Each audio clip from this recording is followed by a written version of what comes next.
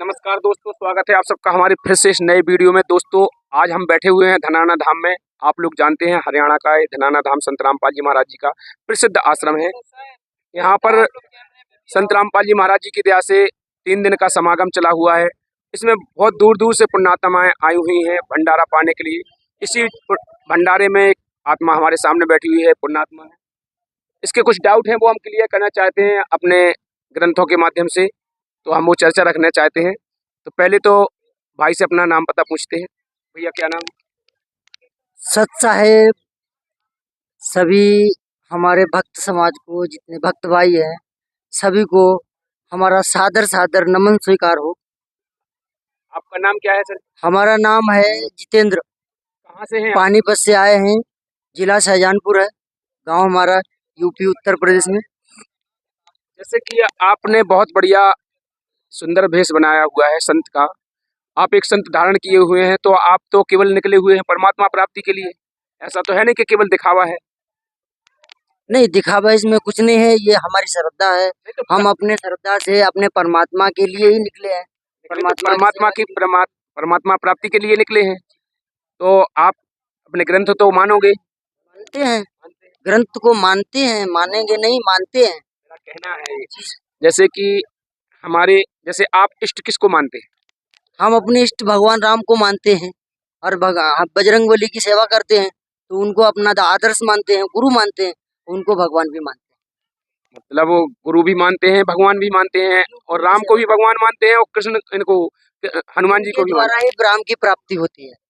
देखिए, हमारे ग्रंथों में रामायण में लिखा हुआ है, रामायण में बताया गया है, हनुमान जी ने मना किया है कि हमारी सेवा पूजा नहीं करनी चाहिए, क्योंकि हम वो कहते हैं हम स्वयं सेवक हैं रामचंद्र जी के, तो हमारी सेवा नहीं करनी चाहिए। क्योंकि और आपने सुना भी होगा, कई लोग कहते हैं कि हनुमान जी की पूजा करने वाला पागल हो जाता है। सुना होगा आपने, कहते भी है लोग। देखो, आपने सुना हो तो हमें ज्ञान नहीं है, और हमने तो ऐसा सुना नहीं है। हम तो लगभग 1 डेढ़ साल 2 साल से बैठे, हमारे घर में इन्हीं की सेवा होती है। दूसरी बात बताएं तो हनुमान जी को अपने रामायण में मना किया है। हनुमान जी ने कहा है, एक चौपाई है सुंदरकांड में, वहां पर लिखा हुआ है कि प्रात काल ले नाम हमारा, ता दिन ताहे ना मिले आहारा। जिस दिन हमारा कोई उठत भोर से नाम ले लेगा सुबह से, तो उस दिन उसे आहार भी नसीब नहीं होगा। फिर एक चौपाई आती है कि उस भगवान की पूजा करनी चाहिए, उस मंत्र का जाप करना चाहिए, सुमर पवन सुत पावन नामू, वो अपने बस कर राखे रामू। वो पावन नाम जो है हनुमान जी जैसे सुमरते हैं, वहां पर चौपाई कह रही, सुमर पवन सुत पावन नामू, अपने बस कर राखे रामू, जिससे भगवान बस में होता है। उसका मंत्र का प्रभाव क्या होता है, उसमें आगे बताया है कि नासे रोग हरे सब पीरा, और जपत निरंतर हनुमत वीरा। उस मंत्र में इतनी पावर है कि उससे रोगों का नाश होता है, पीड़ा दूर हो जाती है, कष्ट दूर हो जाते हैं, किसी प्रकार का कष्ट नहीं रहता है।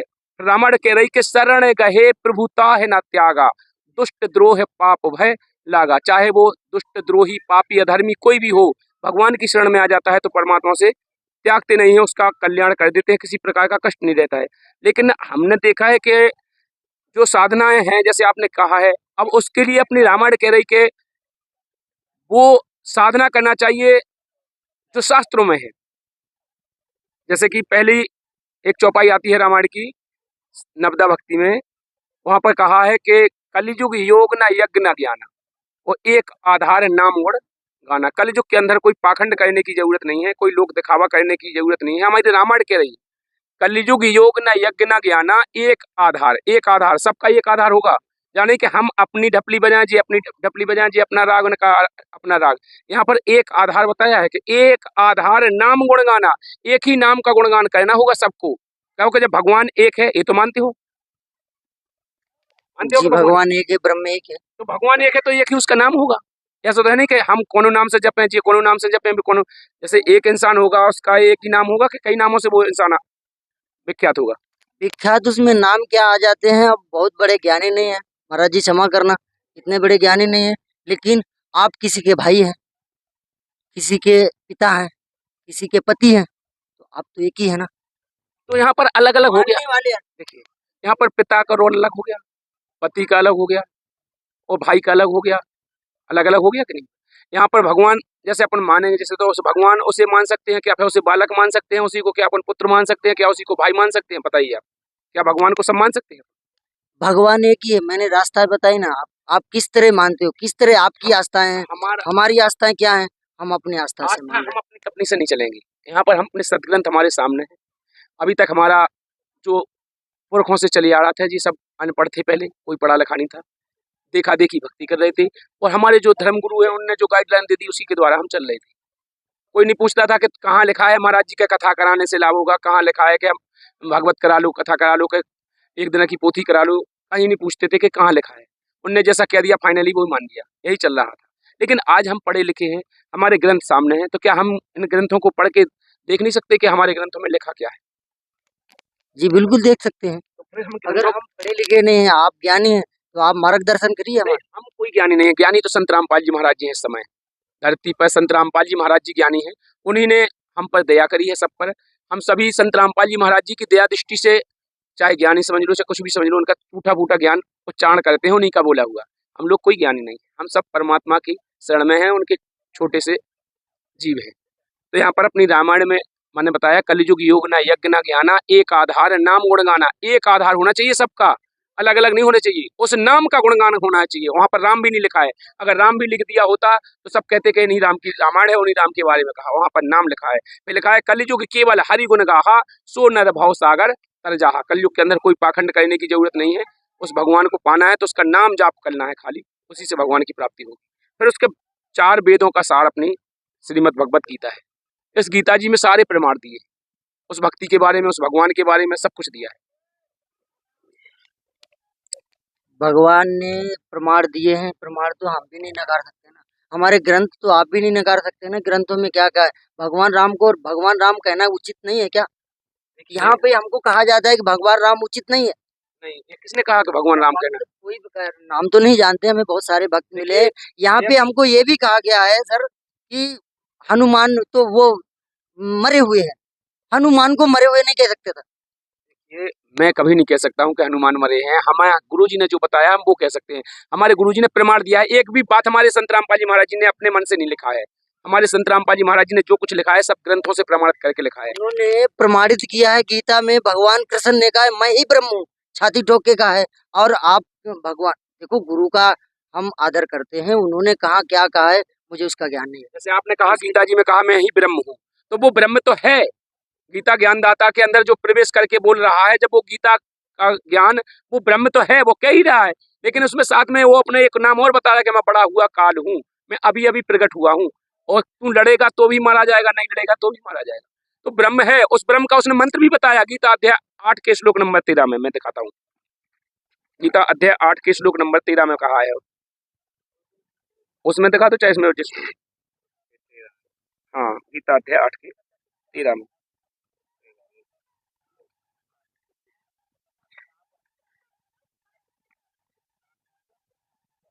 देखिए, ये लिखा हुआ है, आप देख सकते हैं। लिखा हुआ है इसका जी, ओम इति एकाक्षरम ब्रह्मणाम माँ अनुसरणम या प्रियंती तजन देहम सा यति परमाम गति। मुझ ब्रह्म को, ऐसे देखिए उसका अर्थ लिखा है, इंद्रियों को द्वारा, मतलब जो पुरुष, देखिए इस यहाँ पर लिखा है, इन मतलब इन इंद्रियों के द्वारा, मतलब जो अपन करते हैं मनमाना, रोकना नहीं चाहिए। जो पुरुष ओम, इस एक अक्षर का ब्रह्म को उच्चारण करता हुआ और उसे, अर्थात मतलब उसी ब्रह्म को प्राप्त होगा शरीर, मुझ निर्गुण ब्रह्म चिंतन करता हुआ शरीर को त्याग कर जाता है, तो वह पुरुष इसी ब्रह्म तक को प्राप्त होगा। लिखा है इसमें ये कहाँ साबित होता है सर? ब्रह्म तक को प्राप्त होगा। ओम का मंत्र है वो मैं बता रहा हूँ। जो आप कह रहे हैं ना कि ब्रह्म हूँ, उस ब्रह्म का मंत्र वो उसने बता दिया कि मेरा मंत्र ओम है। जो इसकी साधना ओम तक की साधना करेगा वो मुझ तक को प्राप्त होगा, ब्रह्म तक को चला जाएगा। फिर गीता अध्याय 16 के श्लोक नंबर 23 में कहा है, गीता अध्याय 16 के श्लोक नंबर 23 में कहा है, जो पुरुष शास्त्र विधि को त्याग कर अपनी इच्छा से मनमाना आचरण करते हैं। देखिए, ये रही गीता अध्याय 16 श्लोक नंबर, ये रहा 24 और ये रहा 23। इसका अर्थ ये रहा, जो पुरुष शास्त्र विधि को त्याग कर अपनी इच्छा से मनमाना आचरण करते हैं वह ना तो सिद्धि को प्राप्त होता है, ना परम गति को, और ना ही सुख को प्राप्त होता है, उसे कुछ भी नहीं मिलता है। मनमाना आचरण, मनमाना आचरण कौन करता है? मनमाना, जैसे जो मनमाना जाप करता है वो मनमाना तो है ही। ये मनमाना कैसे हो गया? हमको मेरे गुरु ने बताया कि आप कहीं प्रमाण करके दिखाया आपके गुरु ने? मैं ये कह रहा हूँ, प्रमाण करके दिखाया कि ये मंत्र जे यहाँ से मैंने दिया है आपको, इस सतग्रंथ में ये प्रमाणित है, दिखाया आपको? मैं जो अपनी विधि है वो तो नहीं बता सकता, विधि नहीं मैं ये पूछ रहा टीवी हूँ, चैनल का विषय है। जो गुरु ने हमको मंत्र विधा मैं बताई आपसे है मंत्र नहीं वो पूछ रहा नहीं। हूँ, लेकिन प्रमाण पूछ रहा हूँ, प्रमाण दिया आपके गुरुजी ने कि ये मंत्र फलानी जगह प्रमाणित है? हमारे गुरुजी ने तो प्रमाण दिया है, उसका कोड वर्ड प्रमाणित है। ये सब जो भी हमारे गुरु हैं वो भी यहीं से प्रमाणित करके देते हैं। आपके और गुरुजी। आपने ये कहा है ना इसमें गीता में कि ये ब्रह्म नहीं है। नहीं, मैंने कब कहा कि ब्रह्म? मैंने फिर कहा, मैंने ब्रह्म कहा कि ब्रह्म तक की साधना है, ओम का मंत्र ब्रह्म है, वो गीता ज्ञानदाता ब्रह्म बोल रहा है, मैंने ये नहीं कहा कि ब्रह्म नहीं है। इसी चीज पे तो सर तर्क करते हैं हम, और कोई चीज हमारा कोई उद्देश्य नहीं है मैं आपसे। आपको वो बताना चाहता हूँ जो आपको अभी तक आपके गुरु ने नहीं बताया होगा, मैं वो बताना चाहता हूँ। ये तो हो गया मनमाना आचरण। मनमाना आचरण कैसा कि जिसका कोई विधान ना हो, अपने मन से कोई बता दे कि ऐसा करने लगो, उसे हम करने लगे, देखा देखी मनमाना, वो मनमाना ही है। जैसे कोई कह दे अगरबत्ती लगाओ, कोई कह दे कि नारियल फोड़ो, कोई कह दे घंटिया बजाओ, ये मनमाना आचरण हुआ। ये सनातन धर्म से हमारा चला, हमारे बुजुर्ग हैं मैं आपसे वो वही तो कह रहा हूँ। भगवान भगवत गीता को मानने वाले हैं ना। लेकिन फिर उन्होंने, उनके जो बुजुर्ग हैं आपके पढ़े लिखे नहीं थे ना, हमारे बुजुर्ग पढ़े लिखे नहीं थे। हमारे जो धर्म गुरु गाइडलाइन देने वाले आते उन्होंने जैसा क्या दिया वैसा कर रहे थे। लेकिन आज तो हम पढ़े लिखे शिक्षित हैं, हमारे बच्चे शिक्षित हैं, तो हम अपने सदग्रंथों में नहीं देखेंगे क्या कि लिखा क्या है? सदग्रंथ में हमने कब न कहा है तो हम वही तो कह रहे हैं कि तो जैसे यहाँ इसमें पर मना किया है, इसलिए फिर आगे 24 में तुरंत कहा है, इसलिए अर्जुन, देखो यहाँ पर लिखा है 24 में, इसलिए तेरे लिए इस कर्तव्य और अकर्तव्य लिखा हुआ है, इसके लिए शास्त्र ही प्रमाण है, स्पष्ट लिखा हुआ है प्रमाण है। ऐसा जानकर तू शास्त्र विधि को निश्चय कर्म ही करने योग्य है। शास्त्र के आधार से करना होगा जो शास्त्रों में लिखा है। ऐसा नहीं कि हम अपने मन से करने लगे, हम कहा हमारे तो गुरु जी बता गए तो हम तो वही करेंगे, तो वो मनमाना हुआ। मैं ये कहना चाहता हूँ, मैं किसी के गुरु की निंदा नहीं करना, निंदा मैं करना नहीं चाहता हूँ, केवल हम मार्गदर्शन दिखाना चाहते हैं कि आपके गुरुजी ने आपको खोल के दिखाया है, जैसे हमारे गुरुजी दिखाते हैं। हमारे गुरुजी ने ये दिखाया कि ये मनमाना आचरण है जो हम ये सारी पूजाएं करते हैं। इन ब्रह्मा विष्णु महेश की पूजा वो नहीं है जो हम अपन करते हैं कि उनके सामने नारियल घुमा दें, अगरबत्ती फोड़ दें, जाके मंदिर में उनके जल चढ़ा दें, ये उनकी पूजा नहीं है। उनकी पूजा जो रामायण बता रही वो पूजा है, एक नाम आधारा, वो नाम आधार है, उनका नाम जाप करना है, बाकी पाखंड नहीं करना है। उन्हीं देवी देवताओं के प्रथम मंत्र में हमारे गुरु जी कमल, जो हमारे अंदर जो कमल चक्र है इनमें विराजमान है सभी देवी देवता, हमारे गुरु जी उन्हीं के प्रथम मंत्र देते हैं। हमारे गुरु जी कहते हैं कि तीनों देवा कमल दल बसे, ब्रह्मा विष्णु महेश, प्रथम इनकी वंदना, फिर सुन सतगुरु उपदेश। हमारे गुरु जी ने कभी इन देवताओं को नकारा नहीं है, उन्होंने ये भी कहा जी प्रधान है, लेकिन ये 3 लोग के हैं, अब उन्हें हम पूर्ण प्रधान नहीं मान सकते। गीता अध्याय 15 के श्लोक नंबर 16-17 में 3 पुरुष बताए हुए, देखिए मैं आपको बता दूं, गीता अध्याय 15 के श्लोक नंबर 16 और 17 में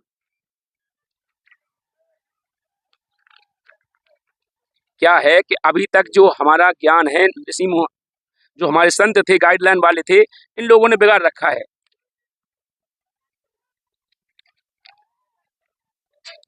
ये देखिए, ये 16 ये 17 गीता अध्याय 15 है, देखिए इसमें 15 के 16 में देखिए स्पष्ट लिखा हुआ है। 16 में, इस संसार में नासवान और अविनाशी भी ये 2 प्रकार के पुरुष हैं, लिखा हुआ है नासवान वो अविनाशी 2 प्रकार के पुरुष हैं। इनमें सर्वपूर्ण भूत प्राणियों में शरीर को नासवान और जीव आत्मा अविनाशी कहा जाता है। 2 पुरुष हैं इसमें, स्पष्ट क्षर पुरुष और अक्षय पुरुष, 2 पुरुष हैं। इसके बाद 17 में कहा है कि वो पुरुष तो उत्तम पुरुष, देखो यहाँ पर लिखा है उत्तम पुरुष तू अन्य है, वो अन्य है इन 2 पुरुषों से भी, 2 पुरुष यहाँ पर बता दिए। इसके बाद कहा है उत्तम पुरुष तो अन्य है जो तीनों लोकों को प्रवेश करके सबका धारण पोषण करता है, वो तीनों लोकों में सबका धारण पोषण करता है, अविनाशी परमेश्वर और परमात्मा इस प्रकार कहा गया है, वो है परमात्मा। उत्तम पुरुष स्पष्ट कहा है कि वो कोई अन्य है। अभी आप ब्रह्म तक केवल सीमित है, अपने गीता 15 के 16-17 में 2 पुरुष और बताए हों, उत्तम पुरुष अन्य है, तीसरा है वो पूर्ण परमात्मा जिसे कहा गया है। इसके मंत्र के बारे में उत्तर गीता अध्याय 8 का मैंने मंत्र ओम वाला बता दिया। यहाँ पर इन 3 प्रकार का उस पर जो पूर्ण ब्रह्म है। इसका मंत्र गीता अध्याय 17 के श्लोक नंबर 23 में कहा गया है।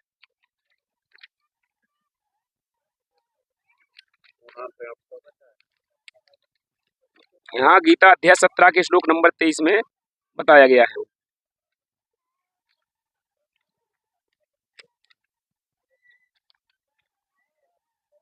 देखिए ये 22 रहा, ये 23 रहा।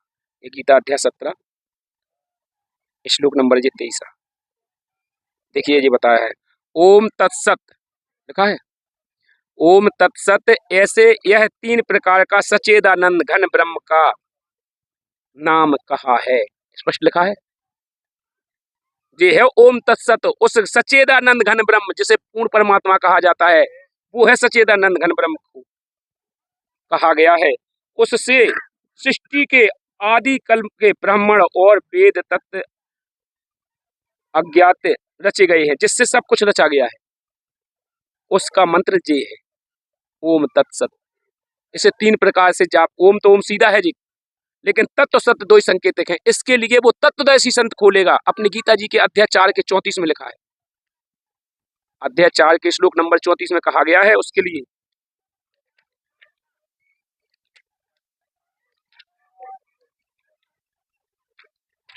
तत्वदर्शी संत की लाने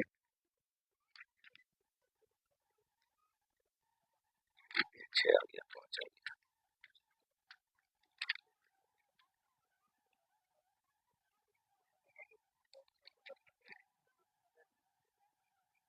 ए है 33, ए रहा 34, अध्याय 4 श्लोक नंबर 34 लिखा हुआ है,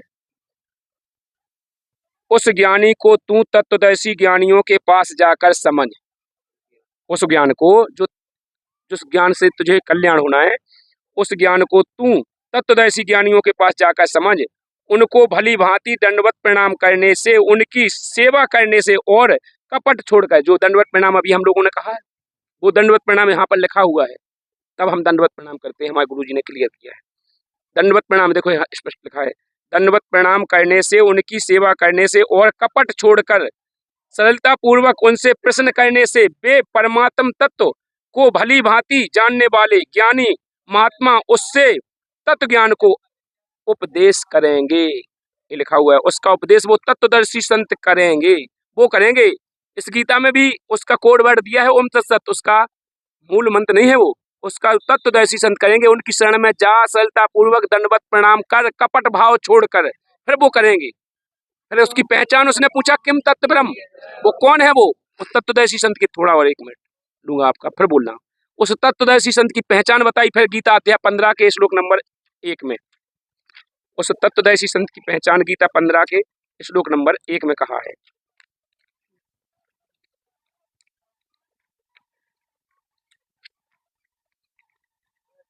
ये रहा गीता अध्याय 15 श्लोक नंबर 1। इसके ये रहा अर्थ, संसार रूपी पीपल के वृक्ष को अविनाशी कहते हैं तथा वेद इसके पत्ते कहे गए हैं।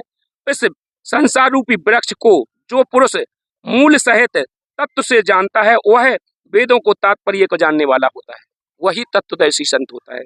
जो संसार रूप वृक्ष को जड़ से लेके पत्ते तक वेद सहित बता देगा, वो तत्वदर्शी संत होगा। अभी तक जितने भी धर्म गुरु हैं, इन्होंने अभी तक नहीं बताया कि वो तत्वदर्शी संत क्या है, उसकी पहचान क्या है। उसे अब हम सबको गुरु नहीं मानेंगे, हम उस तत्वदर्शी संत की खोज करेंगे अगर मोक्ष करना है तो। अंतर तो दुनिया में बहुत से गुरु हैं, स्वार्थी गुरु, लालची चेला, मचो न रखो ठेलम ठेला, ये तो कई गुरु हैं, इनकी कोई कमी नहीं है गुरुओं की। यहाँ पर तत्वदर्शी इसीलिए कहा है कि उस तत्वदर्शी संत की शरण में जाएंगे, फिर सरलता पूर्वक दंडवत प्रणाम करके उससे उपदेश लेंगे, वो उपदेश करेगा, उससे तेरा कल्याण होगा। गीता अध्याय 18 के श्लोक नंबर 62 में कहा है कि हे अर्जुन, उस परमात्मा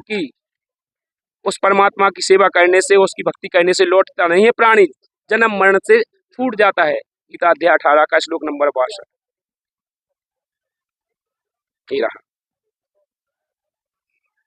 हे पार्थ, तू सभी प्रकार से उस परमेश्वर की ही शरण में जा, लिखा हुआ है। उस परमात्मा की कृपा से ही तू परम शांति को तथा सनातन परम धाम को प्राप्त होगा, बाकी किसी की शरण में नहीं होगा। उस तत्वदर्शी संत की शरण में जाने के बाद वो तुझे जो उपदेश करेगा, वो भक्ति विधि देगा, उससे तेरा कल्याण होगा। सतलोक धाम यानी शाश्वत धाम को प्राप्त होगा। शाश्वत धाम माने सतलोक धाम को, जहां से हम आए वहां चला जाएगा, लौट के पुनः जन्म मृत्यु में नहीं आएगा। अब आप बोलिए जो आपको कहना है। देखो, जो आपने समझाया है हमने समझा अच्छी तरह से। गीता ज्ञान को कोई नकार नहीं सकता, हमने पढ़ा नहीं है, इसके बारे में बहुत नहीं बोलना चाहूंगा। लेकिन हमें जो समझाया गया है, कृष्ण ने जो कहा है मैं ही ब्रह्म हूँ, गीता में आपने अभी समझाया नहीं है कि वो ब्रह्म कौन है, आपने नहीं समझाया अभी। केवल हमने उसी के कारण से आपसे आपने विषय उसी विषय में गीता में समझाया है कि मैं ब्रह्म हूँ, ऐसा कृष्ण भगवान ने कहा। आपने ऐसा नहीं कहा है कि कबीर भगवान पार ब्रह्म संपूर्ण परमात्मा ब्रह्म है, ये अभी नहीं समझा है। बताऊंगा मैं, गीता अध्याय 8 के श्लोक नंबर 9। और यहाँ पे क्षमा चाहता हूँ, वो किसने कैसे कहा हो इसके बारे में मैं नहीं जानता। हमको यहाँ प्रदर्शनी चल रही थी, वहां पे किसी ने महावीर बजरंगबली को मृत्यु घोषित कर दिया, उसका प्रमाण चाहिए हमको। मृत्यु नहीं हुई है उनकी, वो सतलोक उनको कहा है कि मृत्यु हुई है, मरे हुए को पूछते हो, ये ऐसा कहा गया मुझसे, उसका प्रमाण चाहिए हमें आपसे। भाषा कहने की अलग है, कौन भगत ने किस भाषा से कहा है। उनका मोक्ष हुआ है, जैसे हम हैं, हम यहाँ से मोक्ष पाएंगे तो हम यहाँ से मरेंगे नहीं। उसका प्रमाण चाहिए ना हमें आपसे, हमें जानकारी नहीं है महाराज जी, हम आपकी शरण में आए, दंडवत करता हूं। गुरु जी की शरण में, अपन संत रामपाल जी महाराज जी की शरण में, उसका प्रमाण फिर चाहिए हमको, जो हमारे हम जैसे हम बेशक इनके ज्ञाता ना हो, जानकारी ना हो। गीता का ब्रह्म का कितना नंबर है? वो तो ओम मंत्र मैंने दिखा दिया, कुछ ब्रह्म का 11 के 32 में, 11 के 32, 11 के 32 में। ये देखिए जो आपने कहा था कि मैं ब्रह्म हूँ, ये रहा गीता अध्याय 11 और श्लोक नंबर 32, जो ब्रह्म के लिए वो बोला है। लोगों को नाश करने वाला बड़ा हुआ महाकाल हूँ, इस समय इन लोगों को नष्ट करने के लिए प्रवृत्त हुआ हूँ। इसी से तू प्रतीक्षितियों को स्थिति योद्धा लोग वे सब तेरे बिना भी नहीं रहेंगे, अर्थात तेरे युद्ध न करने से भी नहीं, सबका नाश हो जाएगा। ये सत्य है, ये हम नहीं नकारते, ये सत्य नहीं है, इसमें कहाँ साबित होता है कि ये चीज मैंने कब कहा कि ब्रह्म नहीं है? मैंने कहा है कि वो ब्रह्म है। गीता अध्याय 8 का मैंने मंत्र बताया कि गीता अध्याय 8 का 13 उसका मंत्र है, वो ब्रह्म है। लेकिन ब्रह्म के आगे पर ब्रह्म पूर्ण ब्रह्म मैंने आपको सिद्ध किया है। कोई चीज तो मैं आपसे गीता अध्याय 8 का 13 मैंने आपको नहीं बताया? लिखा है गीता अध्याय 8 का मैं ब्रह्म हूँ, ब्रह्म तक की साधना करने वाला मुझे प्राप्त होता है, स्पष्ट लिखा है गीता अध्याय 8 के श्लोक नंबर 13 में। ये देखिए गीता अध्याय 8, ये देखिए गीता अध्याय 8 श्लोक नंबर 13, ये लिखा हुआ है ना, इन इंद्रियों को द्वार को रोक कर तथा मन को हास्य में स्थित करके, मतलब हठ योग करके, फिर उस जीते हुए मन के द्वारा प्रमाण को मस्तक को स्थापित करके परमात्मा संबंधी योग धारणा स्थित होकर जो पुरुष ओम, ओम माने क्या है जी? ओम इति माने इस एक अक्षर ब्रह्म को, देखा है ब्रह्म, ब्रह्म को उच्चारण करता हुआ और इस अर्थ स्वरूप, मतलब अर्थ स्वरूप मुझ निर्गुण ब्रह्म को चिंतन करता हुआ शरीर को त्याग कर जाता है, वह पुरुष मुझे प्राप्त होता है। ब्रह्म, हाँ तो ब्रह्म को मैंने बताया भी है कि ब्रह्म तो ब्रह्म तक की, ब्रह्मलोक तक की साधना है जी। ओम मंत्र ब्रह्म तक का जाने का साधन है। क्या ब्रह्म जो आप समझाना चाहते हैं, जो हम समझना चाहते हैं, ब्रह्म, ब्रह्म का कौन सा लोक है? देखो मैं आपसे पूछ रहा हूँ, ब्रह्म का कौन सा लोक है? मुझ ब्रह्म को प्राप्त करता है, जो मुझे प्राप्त होता है ब्रह्म तक को जाता है। ब्रह्म, ब्रह्म लोक पर्यंत तज, जो कौन से श्लोक में है? इसी का 8 का 16 में देखिए उसमें इसमें खाली हम ये समझना चाहते हैं महाराज जी आपसे, भक्ति जी हाथ करबद्ध निवेदन है कि हम ये समझना चाहते हैं कि हम विष्णु भगवान को ब्रह्म मानते हैं या संत कबीर जो हम संत मानते हैं आप परमात्मा मानते हैं, हम भी मानेंगे। हम खाली ये समझना चाहते हैं कि कबीर परमात्मा ब्रह्म लोक पूर्ण तक के ब्रह्म। लिए मैंने आपने कहा ब्रह्म तक, हाँ ब्रह्म का जी। ब्रह्म लोक में बता देता हूँ। ब्रह्म लोक तक के लोगों का नाश होता है। यहाँ पर एक लिखा हुआ है गीता अध्याय 8 का श्लोक नंबर 16 में। यहाँ पढ़िए, हे अर्जुन ब्रह्मलोक पर्यंत, लिखा ब्रह्मलोक, ब्रह्मलोक पर्यंत सब लोग पुनरावृत्ति में हैं, मतलब इनका जन्म मरण होता है, परंतु हे कुंती पुत्र मुझको प्राप्त होकर पुनः जन्म नहीं होता है, लोक परलोक द्वारा जो नहीं, जो अलग है, मतलब मैं कालतीत हूँ और सब ब्रह्म वेदों के लोक काल लोक के द्वारा सीमित हैं। देखो, काल लोक के द्वारा सीमित हैं होने से अनगिनत है, मतलब ब्रह्म लोक जो सीमित है ना, भी कह दिया कि ब्रह्म पुनः जे मतलब जन्म मृत्यु में है, इनका मोक्ष नहीं होगा। यहाँ पर उसने स्पष्ट कह दिया है। मोक्ष के लिए उसने अध्याय 18 के मैंने आपको बताया श्लोक नंबर 62 में लिखा है, तो वो लोक है जहां जाने के बाद साधक लौट के जन्म मृत्यु में नहीं आता है। बोल तो गीता ज्ञानदाता ने स्वयं बोला है, रामपाल जी महाराज जी ने तो नहीं बोला है गीता। महाराज जी गीता में ही हम आपसे वही सवाल, मेरा एक ही सवाल है और दूसरा सवाल ही नहीं है। तो मैंने आपको बताया तो है, इसमें हमको विष्णु भगवान को आप बात सुनिए। विष्णु भगवान कैसे ब्रह्म हो पहले जाएंगे? पूर्ण तरीका मेरी सुन लीजिए। मान लीजिए मैं मानता हूँ, आपको समझाना है तो यही है। मान लीजिए गुरुदेव जी ने जो भी कहा हो उसमें हमको खाली ये बताया गया है कि गीता भी मानती है, ठीक है।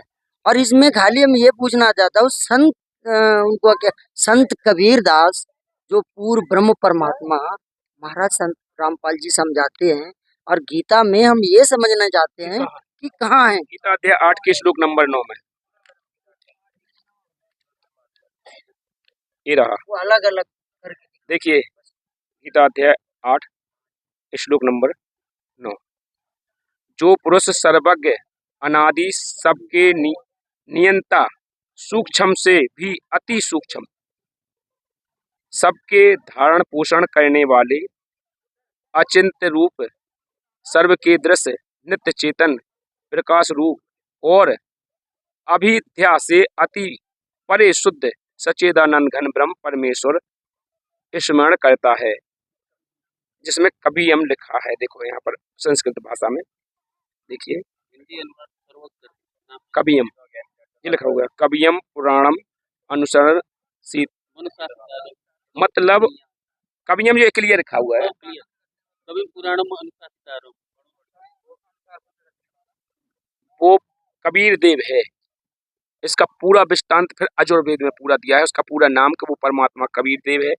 वेदों में कबीर वेद में पूरा, इसमें केवल एक जगह कबीर लिखा है, उसमें कई जगह लिखा है वेद में, पूरी हिस्ट्री लिखेगा वो कैसे आता है उसकी क्या करनी। चलो आगे हम संवाद करेंगे, अगर मुझे परमात्मा ने आज्ञा दी तो इसको अब रहने दो। उसका दूसरा बता दो फिर, भगवान बजरंगबली को कैसे मृत्यु कहा गया? मृत्यु नहीं है, उनका तो मोक्ष हुआ है। मुनिंदर ऋषि आए हुए थे जब राम रूप में राम राज्य संपन्न हुआ। हनुमान जी ने, जब आपको भी पता होगा, सीता जी ने माला दी उनको, हनुमान जी को माला दी थी मणकों की गिफ्ट में। जब वो माला दी तो वो माला तोड़ तोड़ के फेंकने लगे, उसमें वो राम की छवि देख रहे थे, वो तोड़ तोड़ के फेंकने लगे।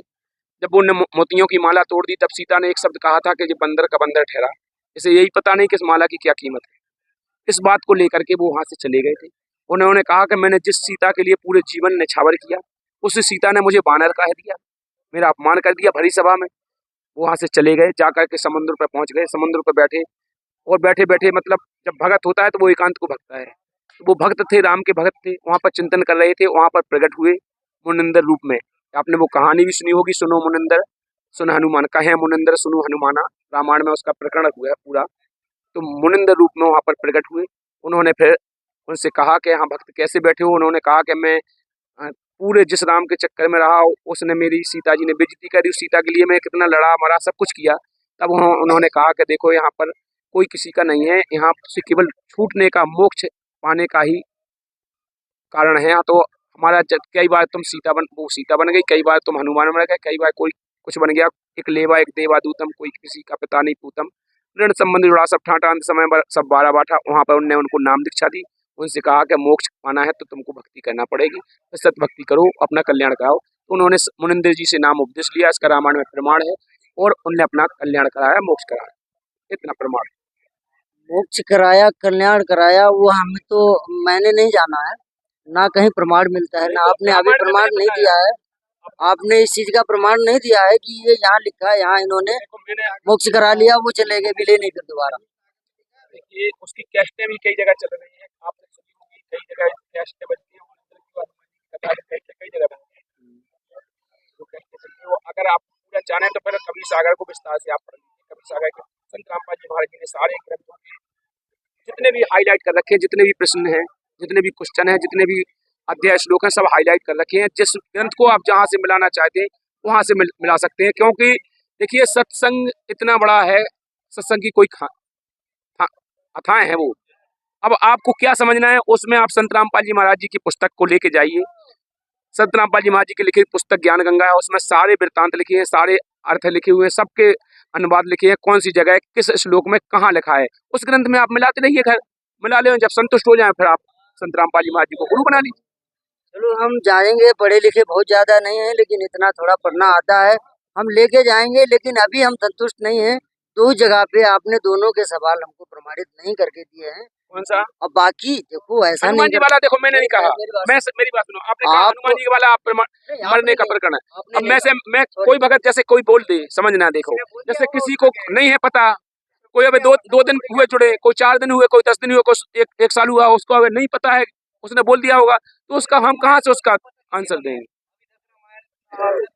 अब जैसे हमें को देखिए, मैं कहूँ कि मेरे को पूरा ज्ञान हो गया तो मेरे को भी नहीं हुआ इनमें इतने, लेकिन हाँ संत रामपाल जी महाराज जी को पूरा ज्ञान है। पृथ्वी पर संत रामपाल जी महाराज जी हैं, इनको पूरा तत्व का ज्ञान है, इनके अलावा कोई तत्वदर्शी संत नहीं है, जिसके बारे में अपनी गीता जी में तत्वदर्शी संत मैंने आपको दिखाया है, दर्शाया है, लिखा हुआ है कि नहीं लिखा हुआ है। देखो संत रामपाल जी को हम बारंबार करबद्ध प्रणाम करता हूँ, क्योंकि संतों के प्रति हमारा बहुत वेदनाशील है, हम उनके ही आधीन हैं, जो भी हमारे साथ है। समझने के लिए आप पुस्तक लेके जाइए, हम संतों से परे नहीं है, संत की आज्ञा हमारे सर्वदा। तो मैं आपसे यही प्रार्थना कर रहा हूँ कि आप ज्ञान गंगा पुस्तक लेके जाइए, उसको आप पढ़िए, पढ़ने के बाद उसको जिस चैप्टर को आपको जिस ग्रंथ से मिलाना है, जो ग्रंथ के उसमें सब लिखा हुआ है कि फलाने ग्रंथ का है, फलाने अध्याय का है, फलाने श्लोक का है, आप मिलाइए और संतुष्ट हो जाइए। चलो अगर मिलता है तो हम आपकी आज्ञा सर्वधारण है, हम लेके जाएंगे। ज्ञान गंगा हमको प्राप्त हुई है, यहाँ किसी भगत भाई ने दी है, और वो लेके जाएंगे, समझेंगे, लेकिन अभी संतुष्ट नहीं। ठीक है, अगली बार फिर मिलेंगे। अगर परमात्मा